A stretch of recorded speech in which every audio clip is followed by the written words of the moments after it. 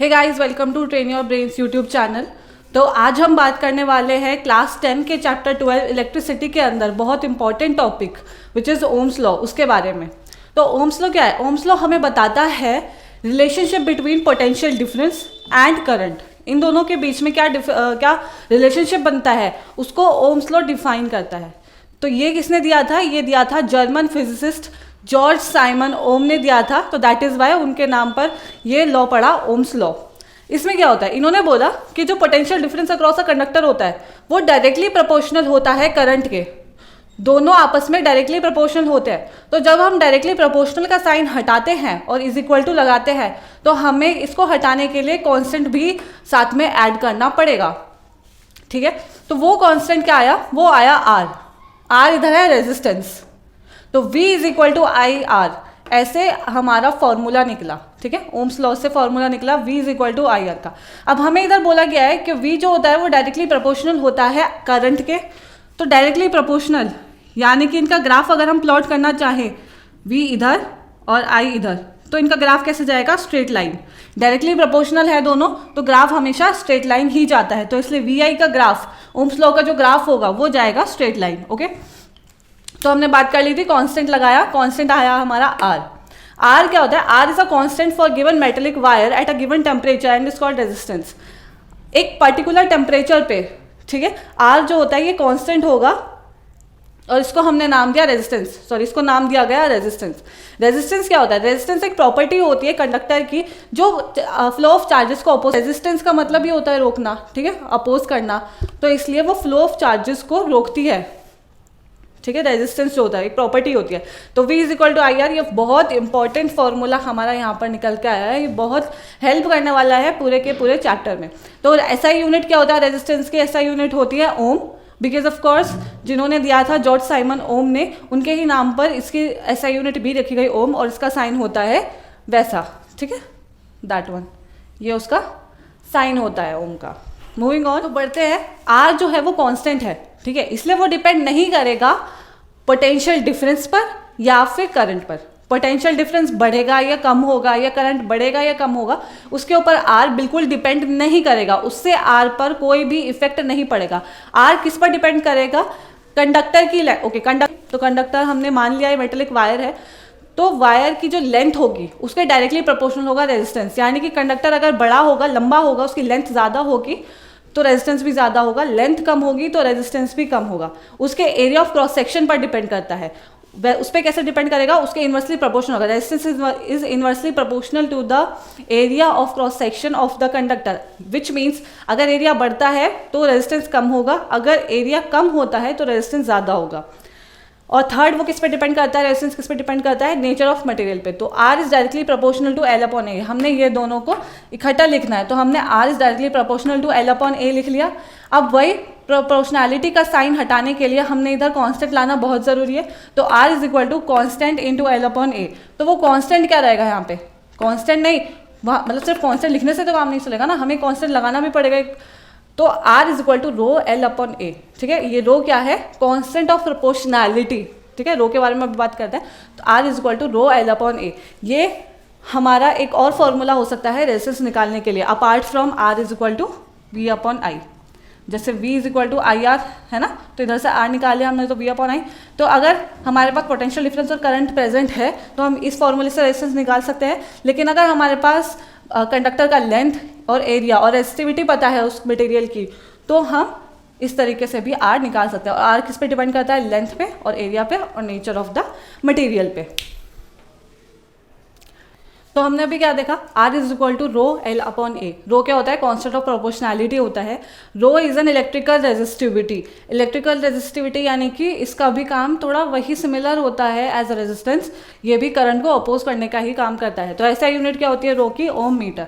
अब ohm metre कैसा है? इस फॉर्मूले से rho is equal to rho is equal to R A upon L लिख सकती हूँ मैं। आर की रेजिस्टिविटी, आर की ऐसा यूनिट क्या होती है? ओम। और एरिया की ऐसा यूनिट मीटर स्क्वायर, और एल की ऐसा यूनिट यानी कि लेंथ की ऐसा यूनिट मीटर। मीटर से एक मीटर कैंसिल, तो अब क्या बचा हमारे पास? रो मीटर बच गया ना। ठीक है। तो ऐसे रो की ऐसा यूनिट क्या, सॉरी ओम मीटर बच गया, तो ऐसे रो की ऐसा यूनिट क्या होती है, ओम मीटर। कंडक्टर के अंदर जो रो होता है वो बहुत लो होता है, बिकॉज वही करंट को रोकने का काम करता है। कंडक्टर का तो मतलब ये है कि वो अपने अंदर से अलाउ करे इलेक्ट्रिक करंट को पास होने के लिए, तो इसलिए जो रो रेजिस्टिविटी होती है वो लो होती है कंडक्टर के अंदर, और इंसुलेटर के अंदर रेजिस्टिविटी बहुत हाई होती है, रो की वैल्यू बहुत ज़्यादा होती है, ठीक है। अब हम बात करते हैं अलॉय की। तो अलॉय क्या होता है, अलॉय दो या दो से ज़्यादा बनने वाले एलिमेंट्स, दो या दो से ज़्यादा एलिमेंट्स मिलकर जो एक कंपाउंड फॉर्म करते हैं उसको हम अलॉय बोलते हैं, ठीक है। ये इजीली नहीं जल सकता है हाई टेम्परेचर के ऊपर, ठीक है, और इलेक्ट्रिकल हीटिंग डिवाइसेस में यूज़ करा जाता है, जैसे कि इलेक्ट्रिक आयरन हो गया या टोस्टर हो गया, ठीक है, जिनका काम ही हीटिंग होता है, तो उनके अंदर अलॉयज़ को यूज़ किया जाता है। टंगस्टन एक अलॉय होता है जो ऑलमोस्ट हर बल्ब के फिलामेंट के अंदर यूज़ किया जाता है, ओके। तो बढ़ते हैं अपने अगले क्वेश्चन की तरफ, जो कि एग्जांपल है चैप्टर 12 का ही। तो क्वेश्चन बोलता है, क्वेश्चन के दो पार्ट हैं, part A and part B. Part A कहता है how much current will be drawn by an electric bulb from a 220 volt source if the resistance of a bulb filament is 1000 ohm. यानी कि electric bulb कितना current निकालेगा from a 220 volt source, यानी कि voltage हमें कितना दिया हुआ है, ए का सॉल्यूशन, वोल्टेज हमें दिया हुआ है 220 वोल्ट, ठीक है। If the resistance of the bulb filament is इतनी, तो रेजिस्टेंस हमें दिया हुआ है 1000 ओम। तो बस V is equal to I R, ये हमें पता ही है, I is equal to V by R, और V की क्या वैल्यू है 220 वोल्ट, और R की वैल्यू है 1000 ओम, यानी कि 0.22 एम्पियर। करंट कितना आया, 0.22 एम्पियर। पार्ट बी कहता है how much current will an electric heater coil draw from a 220 volt source if resistance of the heater coil is 80 ओम। मतलब इसके जैसा ही क्वेश्चन है, ठीक है, सेम यही है, इसमें भी वोल्टेज दे रखा है और रेजिस्टेंस दे रखा है। तो सॉल्यूशन बी का वोल्टेज कितना दे रखा है 220 वोल्ट, और रेजिस्टेंस दे रखा है 80 ओम। तो again I is equal to V by R, यानी कि 220 अपॉन 80, यानी कि 2.75। आई कितना आ गया 2.75 एम्पियर, ठीक है। नेक्स्ट क्वेश्चन क्या कहता है, the potential difference between the terminals of an electric heater is 80 volt when it draws a current of 5 ampere from the source. If the potential difference is increase to 100 volt what current will the heater draw. यानी कि पहले electric heater का potential difference, terminal के बीच में potential difference कितना था electric heater के 80 वोल्ट, ठीक है, और करंट कितना जा रहा था 5 एम्पियर। अब अगर हमने पोटेंशियल डिफरेंस को बढ़ा दिया है 100 वोल्ट तक, तो उसमें से करंट क्या जाएगा, ठीक है। अब देखिए, मैंने आपको पहले बताया था जो रेजिस्टेंस होता है वो उस पर कोई इफेक्ट नहीं पड़ता है वोल्टेज या फिर करंट के बढ़ने या घटने का, ठीक है। यानी कि अगर वोल्टेज बढ़ेगी या कम होगी या करंट बढ़ेगा या कम होगा, तो उसके ऊपर रेजिस्टेंस का कोई असर नहीं होगा। रेजिस्टेंस एक कांस्टेंट है, ठीक है। रेजिस्टेंस किस पे डिपेंड करता है, length of the conductor, area of cross section and nature of the material, ठीक है। इन तीनों पर जो रेजिस्टेंस है वो डिपेंड करता है, लेकिन वोल्टेज और करंट पर नहीं करता। तो इधर जो इनके थ्रू रेजिस्टेंस निकलेगा वही रेजिस्टेंस उधर भी रहेगा, बिकॉज रेजिस्टेंस कांस्टेंट होता है, ठीक है। तो सॉल्यूशन देखते हैं, यानी कि पहले वोल्टेज कितनी है 80 और करंट है 5 एम्पियर, तो रेजिस्टेंस क्या होता है V अपॉन आई। वोल्टेज कितनी है 80 और करंट है 5, यानी कि 16, ओके। तो रेजिस्टेंस आया हमारा 16 ओम। तो यही रेजिस्टेंस उधर भी काम करेगा, रेजिस्टेंस तो चेंज नहीं होगा, ठीक है। तो रेजिस्टेंस अब 100 वोल्ट वाले पोटेंशियल डिफरेंस में भी रेजिस्टेंस सेम रहेगा। तो अब नया वोल्टेज कितनी थी हमारी 100 वोल्ट, क्योंकि पहले 80 थी, उससे बढ़कर 100 हो गई, तो नया वोल्टेज 100 वोल्ट हो गया, ठीक है। और रेजिस्टेंस कितना है 16 ओम, ठीक है। तो नया जो करंट निकलेगा वो क्या होगा, वोल्टेज अपॉन रेजिस्टेंस, यानी कि 100 अपॉन 16,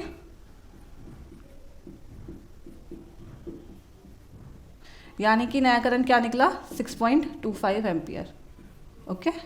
आया सबको समझ में, ऐसे निकला नया current 6.25 ampere, okay guys. Moving on to the third question in a row. ये कहता है the resistance of a metal wire of length 1 metre is 26 ohm. यानी कि हमें मेटल वायर है, उसका लेंथ क्या दे रखा है 1 मीटर दे रखा है, उसका रेजिस्टेंस दे रखा है 26 ओम, टेम्परेचर भी दिया हुआ है 20 degree Celsius. If the diameter of the wire is 0.3 millimetre what will be the resistivity of the metal at that temperature. यानी कि हमारे पास R कितना है 26 ओम, लेंथ कितनी है वायर का 1 मीटर, एंड डायमीटर दे रखा है वायर का 0.3 मिलीमीटर, यानी कि 0.3 इंटू 10⁻³ मीटर ठीक है। अब ये इधर का पॉइंट हटाएंगे तो उधर 0.3 इंटू 3 इंटू 10⁻⁻4 मीटर ये डायमीटर दे रखा है। तो रेडियस कितना हो गया डायमीटर बाई 2 यानी कि 3 इंटू 10⁻⁻4 मीटर डिवाइड बाई 2। ठीक है, ये हो गया हमारा रेडियस, ये हो गया लेंथ और ये हो गया रेजिस्टेंस। ठीक है, तो रेजिस्टेंस का फॉर्मूला क्या होता है, resistance equal to rho L by A. तो इधर से रो निकालेंगे, वो कैसे निकलेगा, रो इधर आएगा, ए ऊपर चला जाएगा, एल नीचे आ जाएगा, आर ए अपॉन एल। तो रेजिस्टेंस कितना है हमारे पास 26। एरिया निकालना है, एरिया क्या होता है, वायर एक सिलेंड्रिकल वायर होगा। ठीक है, तो सिलेंडर का एरिया क्या होता है पाई आर स्क्वायर एच। ठीक है, तो पाई आर स्क्वायर यानी कि 3.14 आर स्क्वायर यानी कि ये 3 इंटू 10⁻⁻4 इसका स्क्वायर यानी कि एक और बात 3 इंटू 10⁻⁻4 और एल क्या है 1 मीटर है, नीचे भी एल 1 मीटर प्लस इंटू इधर 2 था डिवाइड में तो 2 का स्क्वायर भी हो जाएगा तो 2 इंटू 2। ठीक है, अब इसको सॉल्व कर देंगे।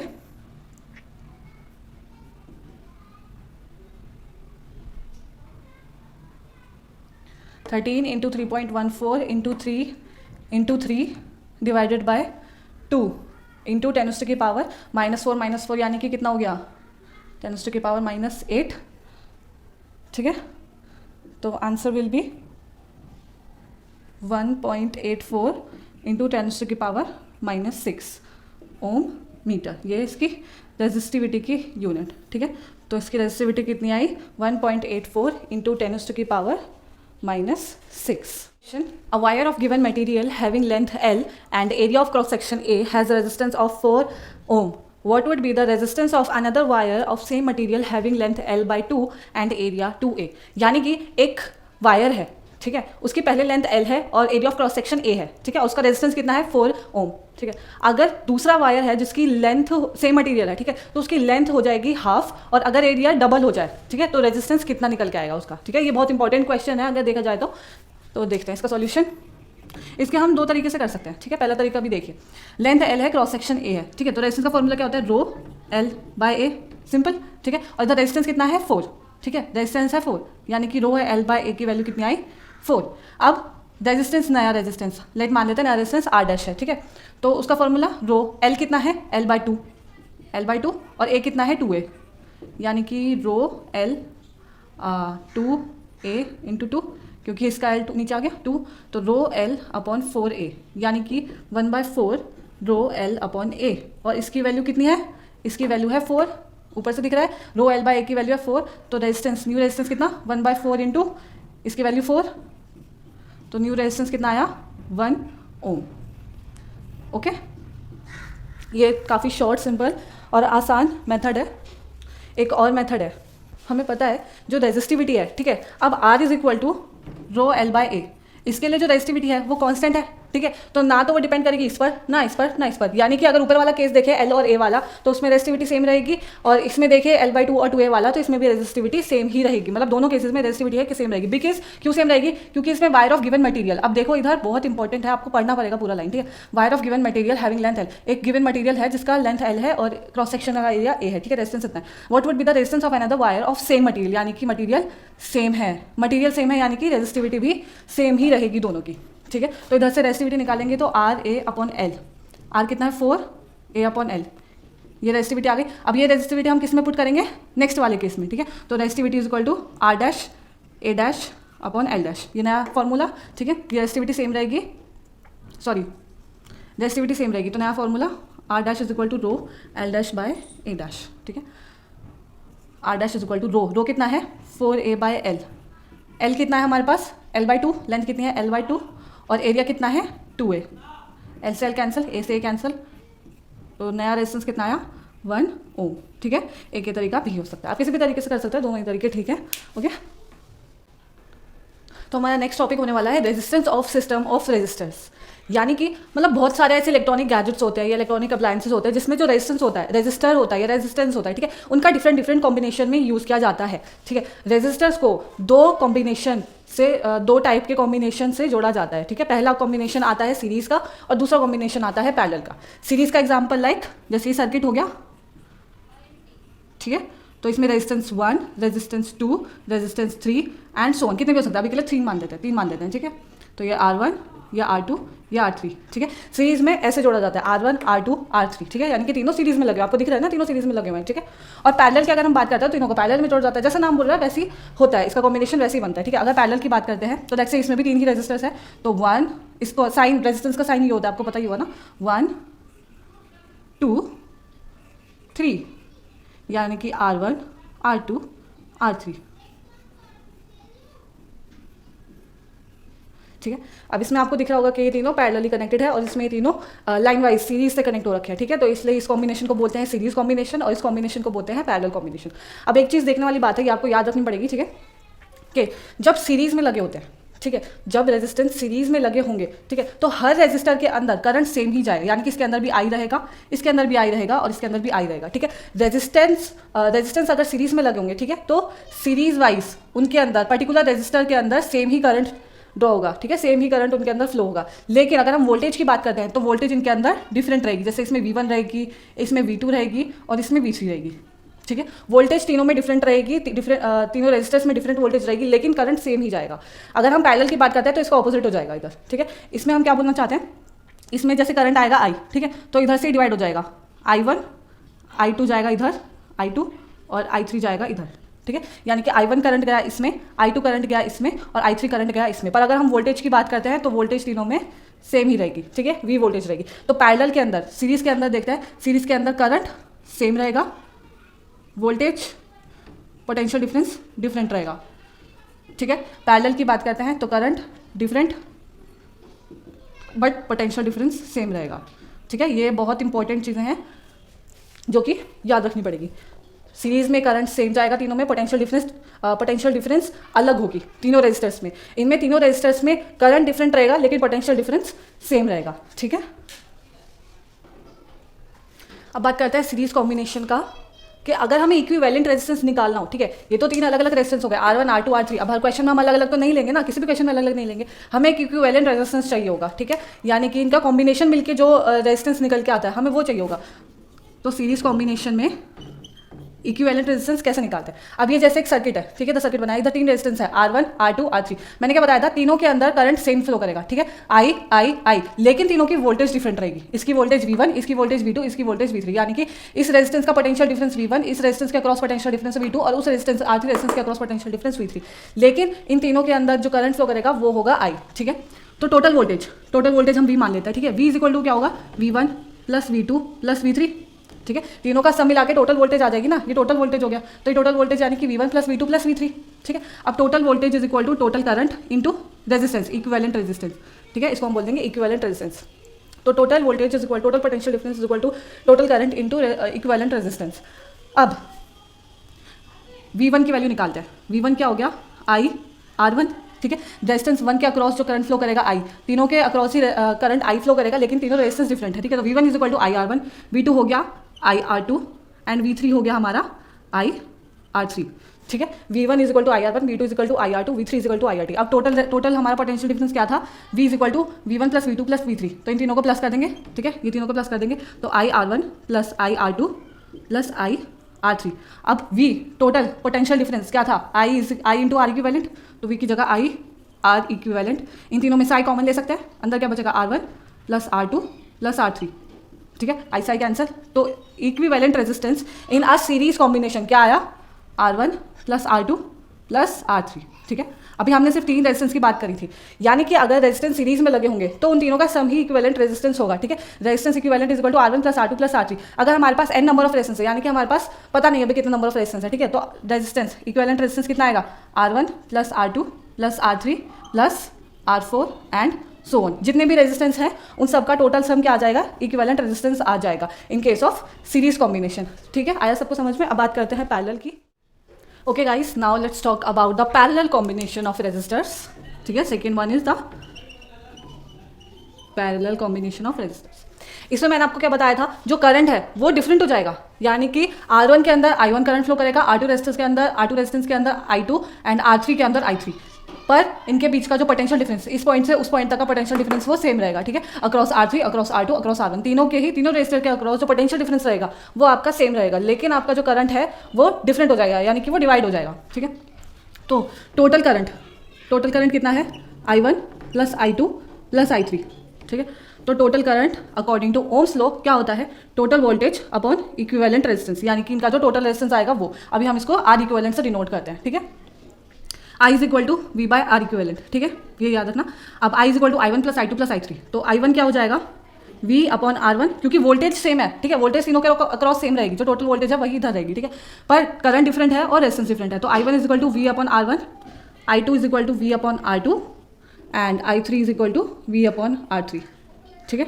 अब I1 V अपॉन R1 निकल के आया, I2 आया V अपॉन R2 और I3 आया V अपॉन R3, ठीक है। अब टोटल करंट क्या था, V अपॉन R इक्विवेलेंट और I1 plus I2 plus I3, तो V upon R equivalent is equal to I1 plus I2 plus I3, V upon R1 plus V upon R2 plus V upon R3, ठीक है। V common ले लेंगे तो 1 upon R equivalent लिख सकते हैं हम, और इसमें से भी V कॉमन ले लेंगे तो 1 upon R1 plus 1 upon R2 plus 1 upon R3, V से भी कैंसर, टोटल वोल्टेज से टोटल वोल्टेज कैंसर, तो 1 अपॉन R इक्विवेलेंट क्या आया, 1 upon R1 plus 1 upon R2 plus 1 upon R3।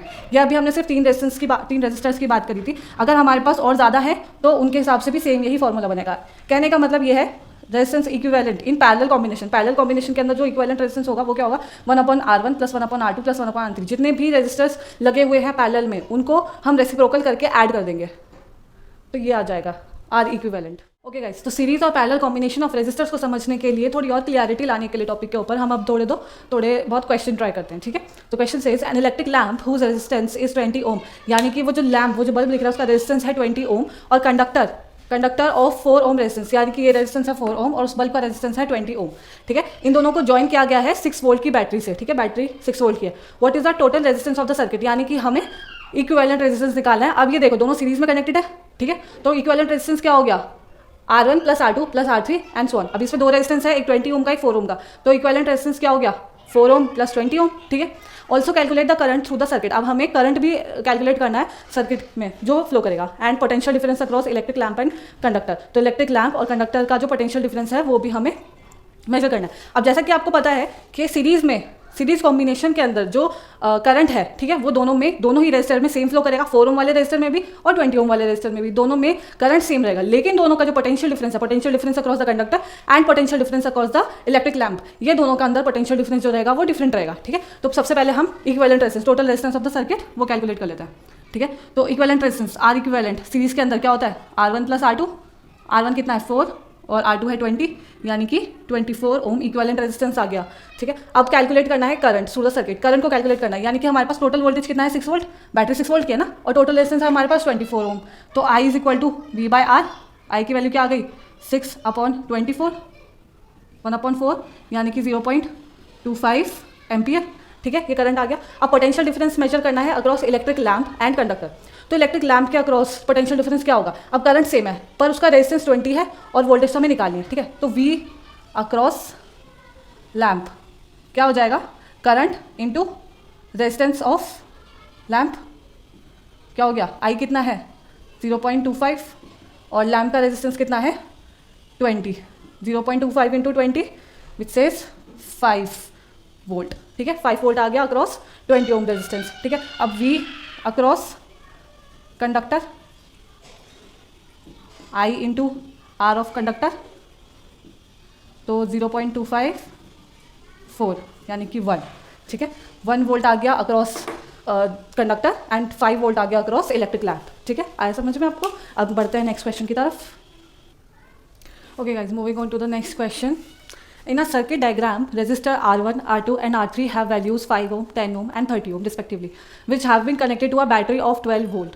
क्या कैलकुलेट करना है हमें, the current through each resistor. अब इसमें क्या दिखाया था, ये पैरेलल कॉम्बिनेशन है, ठीक है, पैरेलल कॉम्बिनेशन से कनेक्टेड है ये तीनों रेजिस्टेंस, तो इनके अंदर जो करंट है वो डिफरेंट जाएगा, ठीक है। टोटल करंट I है, टोटल करंट सर्किट में I है, लेकिन across each resistor current different है, पर तीनों के अक्रॉस वोल्टेज जो रहेगी वो सेम रहेगी, ठीक है, यानी कि V सेम रहेगा, पोटेंशियल डिफरेंस सेम रहेगा, लेकिन जो करंट है अक्रॉस ईच कंडक्टर वो डिफरेंट रहेगा, ठीक है।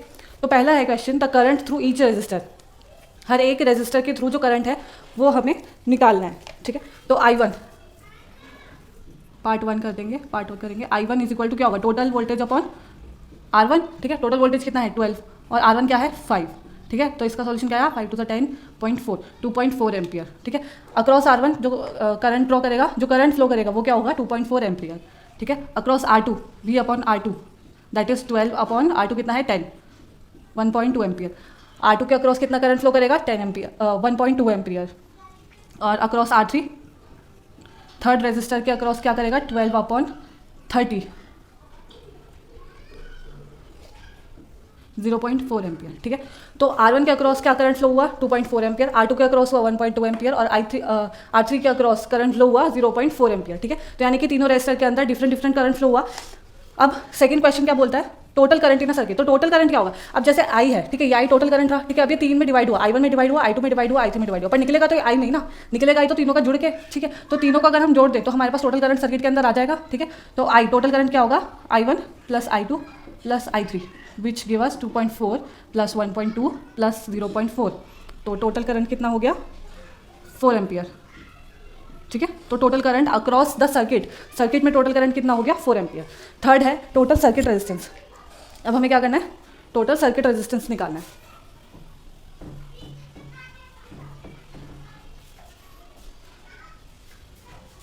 तो पैरेलल में इक्विवेलेंट रेजिस्टेंस निकालने के लिए क्या फॉर्मूला होता है, सबका रेसिप्रोकल कर दो, यानी कि हर रेजिस्टर का रेसिप्रोकल करके उनको ऐड कर देते हैं। ठीक है, और पर जो इक्विवेलेंट होता है वो भी रेसिप्रोकल होता है। तो 1 upon RP is equal to 1 upon 5 plus 1 upon 10 plus 1 upon 30 6 plus 3 plus 1 10 upon 30 1 upon 3। अब याद रखना बहुत बच्चे मिस्टेक करते हैं, इसको ऐसे ही छोड़ देते हैं। ठीक है, तो इक्विवेलेंट रेजिस्टेंस पैरेलल कॉम्बिनेशन वो 1/3 नहीं, इसका अभी हमें रेसिप्रोकल भी तो करना पड़ेगा ना, क्योंकि 1 upon RP is equal to 1/3 है, तो हमें सिर्फ RP चाहिए, तो RP इज इक्वल टू इसका रेसिप्रोकल कर देंगे तो 3। तो यानी कि total resistance across the circuit कितना है, टोटल रेजिस्टेंस यानी कि इक्विवेलेंट रेजिस्टेंस कितना है 3 ओम। बढ़ते हैं अपने अगले क्वेश्चन की तरफ, और ये बहुत ही इम्पॉर्टेंट क्वेश्चन है। इससे मतलब आपको सीरीज और पैरेलल दोनों अगर एक ही सर्किट में लगे हुए हो तो आप उसको कैसे टैकल करेंगे या उसको कैसे सॉल्व करेंगे, यह क्वेश्चन आपको वो समझाएगा। इस फिगर में R1 10 ओम, R2 40 ओम, R3 30 ओम, R4 20 ओम, R5 60 ओम। ठीक है, पांचों रेजिस्टेंस की वैल्यू दी हुई है आपको। ठीक है, और उसको किससे कनेक्ट किया हुआ है 12 वोल्ट की बैटरी से। ठीक है, तो हमें option A question number A क्या निकालना है, टोटल रेजिस्टेंस इन सर्किट, यानी कि हमें इक्विवेलेंट रेजिस्टेंस निकालना है।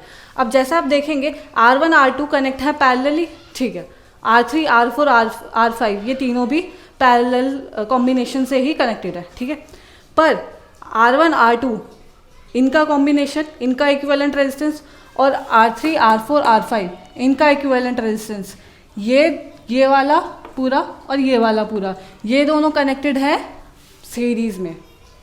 दिख रहा है ना, क्योंकि ये दोनों ये वाला कॉम्बिनेशन पूरा और ये वाला कॉम्बिनेशन, ये दोनों सीरीज में कनेक्टेड है। क्यों, क्योंकि ये दोनों एक ही वायर के थ्रू जा रहे हैं। ठीक है, तो ये दोनों हो गए सीरीज में कनेक्ट। अब देखते हैं, तो पहले हम R1 R2 का इक्विवेलेंट रेजिस्टेंस निकालते हैं। ठीक है, R1 और R2 का equivalent resistance let's say R dash. ठीक है, तो R1 plus 1 upon R2, R1 है 1 अपॉन 10 प्लस 1 अपॉन 40 4 प्लस 1 यानी कि 1 upon R dash is equal to 5/40 यानी कि 1/8। तो R डैश की वैल्यू क्या आई 8, यानी कि इस वाले कॉम्बिनेशन का, इस वाले पैरेलल कॉम्बिनेशन का इक्विवेलेंट रेजिस्टेंस कितना आया 8। ठीक है, अब इस वाले इन तीनों का निकालते हैं।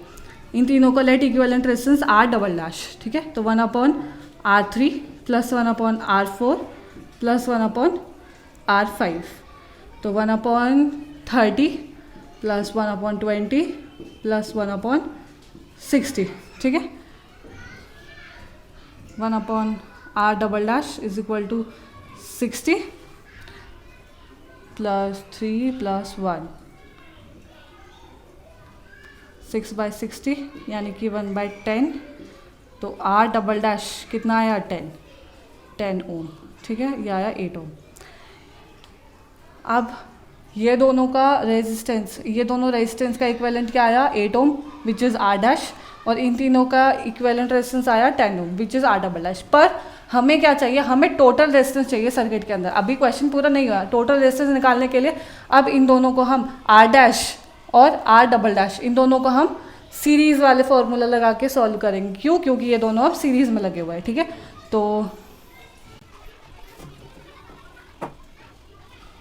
Total resistance, total R is equal to R dash plus R double dash. R dash कितना था हमारे पास 8 और आर डबल डैश था 10, तो टोटल हमारे पास क्या आया रेजिस्टेंस 18 ओम, ठीक है। B part, total current flowing in the circuit. अब टोटल करंट निकालना है, सिंपल। टोटल रेजिस्टेंस हमारे पास है, ठीक है, टोटल वोल्टेज भी हमारे पास है। टोटल करंट निकालने के लिए क्या करेंगे, I is equal to V by R. V कितना है 12 और आर कितना है 18,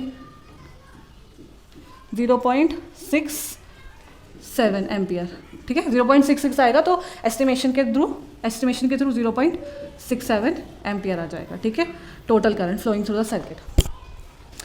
तो यहाँ पर आपका topic resistance of system of resistors ये ख़त्म होता है। इधर मैंने आपको क्या समझाया कि रेजिस्टर्स जो होते हैं वो कॉम्बिनेशन में कुछ मतलब अब आजकल तो मोस्ट ऑफ द डिवाइसेस में कॉम्बिनेशन में लगे होते हैं, ठीक है। अब वो कॉम्बिनेशन दो प्रकार के हो सकते हैं, series combination and parallel combination. Series combination में इक्विवेलेंट रेजिस्टेंस निकालने का फॉर्मूला क्या होता है, जितनी भी रेजिस्टर है उनको प्लस कर दो, उनका सम कर दो, बस खत्म सीरीज में, ठीक है। और पैरेलल कॉम्बिनेशन में जितने भी रेजिस्टर हैं उनको पहले रेसिप्रोकल करो, फिर उनका सम करो, फिर उसका दोबारा रेसिप्रोकल करो, ठीक है। जैसा कि आप इधर सामने देख सकते हैं, इक्विवेलेंट रेजिस्टेंस क्या था, reciprocal of R1 plus reciprocal of R2 plus reciprocal of RT। लेकिन इक्विवेलेंट रेजिस्टेंस भी खुद रेसिप्रोकल है, तो जब आपको सिर्फ RP चाहिए होगा तो आपको जो हमारा R1 1/R1 प्लस 1/R2 से जो आंसर आएगा उसको भी हमें रेसिप्रोकल करना पड़ेगा, तब जाके हमारा पैरेलल कॉम्बिनेशन का इक्विवेलेंट रेजिस्टेंस आएगा। इसके मैंने आपको 3 एग्जांपल्स करवाए, जिसमें एक में हमने सीरीज कॉम्बिनेशन का यूज़ करा, एक में हमने पैरेलल कॉम्बिनेशन का यूज़ करा और एक में हमने सीरीज पैरेलल जो कि ये वाला था, इसमें दोनों ही यूज़ करें। तो आई होप आपको ये लेक्चर पसंद आया होगा। अगर पसंद आया तो प्लीज़ वीडियो को लाइक कीजिएगा, अपने दोस्तों के साथ शेयर कीजिएगा। कोई अगर क्वेरी है या कुछ भी पूछना है आपको तो please do comment down below. और मिलते हैं नेक्स्ट वीडियो में। Till then bye bye.